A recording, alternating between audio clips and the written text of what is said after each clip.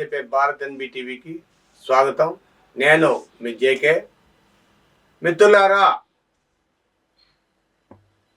ఎక్కడ స్కిప్ చేయకండి, చూడండి. 3వ తారీఖున జూలై 3వ తారీఖున ఢిల్లీ వెళ్ళారు మన ఏపీ సీఎం చంద్రబాబు నాయుడు. ఢిల్లీ వెళ్ళారు. అక్కడ ఢిల్లీ వెళ్ళే ముందు విదేశీయ కంపెనీలు వాళ్ళని తీసుకొచ్చి, విదేశీయ శాస్త్రవేత్తలు అంటారో, మరి ఇంజనీర్లు అంటారో, సాంకేతిక నిపుణులు అంటారో, వాళ్ళని తీసుకొచ్చి వాళ్ళ చేత పోలవరం సర్వేలు చేయించాడు. వాళ్ళు కాపర్ డ్యాములు బాగానే ఉన్నాయి, బాగానే కట్టారు. కాపర్ డ్యామ్ని ఇంకొంచెం ఎలాబరేట్ చేసి దానికి సపోర్టింగ్గా ఇంకో కాపర్ డ్యాము కట్టి ఇది పూర్తి చేయొచ్చు. ఈ మట్టిని గిట్టిని ఆ నీరుని ఆయన తనిఖీ చేద్దాం, ఆ ఇసుకని ఆయన్ని అని చెప్పి తీసుకొని వెళ్ళారు. ఆ రిపోర్ట్ తీసుకొని చంద్రబాబు నాయుడు ఢిల్లీ ప్రయాణం చేశాడు. ఎట్టి పరిస్థితుల్లో ప్రత్యేక హోదా ఇస్తాడో ఇవ్వడో తెలియదు కానీ మోడీ గారు, కానీ వాస్తవాలు ఏమైనా కానీ చంద్రబాబు నాయుడు మాత్రం ఈ 24లో నుండి 29 లోపు ఆంధ్రప్రదేశ్కి రాజధాని ఏర్పాటు చేయడంతో పాటు అటు పోలవరాన్ని కూడా ఏర్పాటు చేయాలని బలంగా కంకణం కట్టుకున్నాడు. ఆ 75 ఏళ్ల యువకుడు ఇంకో 75 ఏళ్ల యువకుడి దగ్గరికి వెళ్ళి 2 రోజులు, నిన్న ఈవేళ 4వ తారీఖు మోదీ దగ్గర కూర్చొని సుమారు 45 నిమిషాలు మాట్లాడాడు. ఇదే విషయం.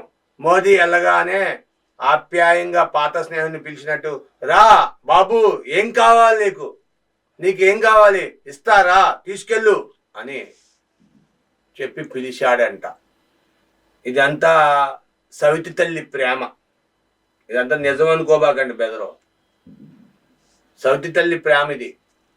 ఒక పక్కేమో జగన్తో లింకులు పట్టుకొని, తప్పట్లు కొట్టుకొని, చేతులు కలుసుకొని, భుజాలు కొట్టుకొని అన్నీ చేస్తున్నాడు. ఒక పక్కేమో ఇటేపేమో చంద్రబాబు నాయుడిని రా, నీకేం కావాలి తీసుకెళ్ళమంటున్నాడు. విశాఖపట్నంలో కొన్ని ప్రాంతాలు అంటారు, నోటితో మాట్లాడిన వసూలతో ఎక్కిరిస్తారంటారు. అలాగా చంద్రబాబు నాయుడిని మోదీ రా, నీకేం కావాలి తీసుకెళ్ళి అంటున్నాడు. మరి ఇదంతా నిజమైన ప్రేమ లేదా ఆంధ్ర మీద ఉన్న అభిమానమా? రేపు 2019 అయిపోయింది, 2029కి ఇది తార్ రోడ్డా సిమెంట్ రోడ్డు వేసుకుంటున్నాడా మోడీ? ఏదేమన్నా వేసుకొనియండి, మనకు అనవసరం విషయం. మనకి కావాల్సింది మన రాష్ట్రం అభివృద్ధి చెందడం. చంద్రబాబు నాయుడు కూడా విదేశీ కంపెనీలు పెట్టుబడులు రావాలి, అవన్నీ కూడా రావాలి, కాబట్టి దీనికి ఇది డెవలప్ చేయాలి అని చంద్రబాబు నాయుడు. అటు మన పవన్ కళ్యాణ్ కూడా తందానా తాని తందానా అంటూ తందాన కొడుతున్నాడు. ఆయన ఏదో నేను లేకపోతే ఏమీ లేదు, నేనే మొత్తం అని చెప్పి పవన్ కళ్యాణ్ చెప్తున్నాడు. మరి అదంతా నిజమే అవ్వచ్చు. ఇటు రేవంత్ రెడ్డిని అక్కడ ఢిల్లీ పిలిచారు, అటు చంద్రబాబు నాయుడు వెళ్ళారు. ఇద్దరు కలిసి, ఇద్దరు సీఎంలు, ముఖ్యమంత్రులు ఇద్దరు అంటే చంద్రబాబు నాయుడు, పవన్ కళ్యాణ్ కాదండి మిస్టర్. తెలుగు రాష్ట్రాలు ఇద్దరు ముఖ్యమంత్రులు, తెలంగాణ ముఖ్యమంత్రి, ఆంధ్ర ముఖ్యమంత్రి ఢిల్లీలో ఉన్నారు. వండి ఏపీ తాలూకా అన్ని లావాదేవీలు, ఎందుకంటే స్పెషల్ స్టేటస్ ఇవ్వలేదు, 10 ఏళ్ళు రాజధాని అయిపోయింది, అందుకని ఇప్పటికైనా ఆల్మోస్ట్ చాలా వరకు ఢిల్లీలో ఉన్న అన్ని సెటిల్ అయిపోయినాయి, ఇంకా కొన్ని రావాలి. చంద్రబాబు నాయుడు చెప్పినా, ఎవరు చెప్పినా కేసీఆర్ ఆ రోజుల్లో సెటిల్ చేయలా.